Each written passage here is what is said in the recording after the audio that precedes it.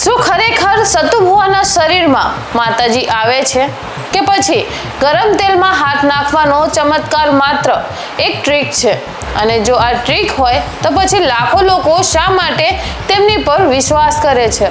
તો આજે આપણે આ સમગ્ર મામલો સમજવાનો પ્રયાસ કરીશું. તો વાત એમ છે કે તાજેતરમાં હાલ સોશિયલ મીડિયા પર એક વિડીયો ખૂબ જ ચર્ચામાં છે.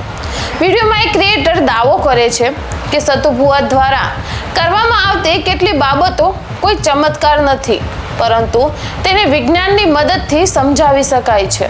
તે ખાસ કરીને ગરમ તેલમાં હાથ નાખવાના ઉદાહરણની પણ વાત કરે છે. તેને કહેવા મુજબ કેટલીક પરિસ્થિતિઓમાં વિજ્ઞાન અને ટેકનિકની મદદથી એવી બાબતો શક્ય બની શકે છે જેને જોઈ સામાન્ય લોકો તેને ચમત્કાર માની લેતા હોય છે. અને એટલું જ નહીં, આ ક્રિએટર એ પણ કહે છે કે તેમણે પોતે પણ આવા પ્રયોગો કરીને બતાવ્યા છે. જો કે બીજી તરફ સતુ ભુવાના ભક્તોનું પણ માનવું કંઈક અલગ જ છે. તેઓ માને છે કે આ માત્ર વિજ્ઞાન કે પછી ટ્રીકનો વિષય નથી, પરંતુ શ્રદ્ધા અને વિશ્વાસનો વિષય છે. અહીં એક વાત ખાસ ધ્યાન રાખવાની છે.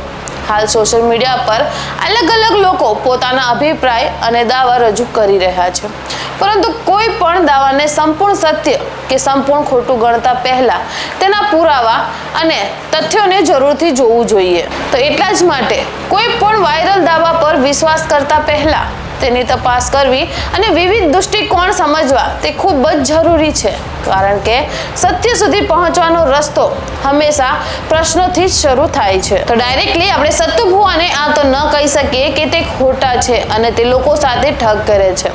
વેલ, તમને શું લાગે છે? તમારો ઓપિનિયન કમેન્ટ બોક્સમાં જરૂરથી બતાવજો.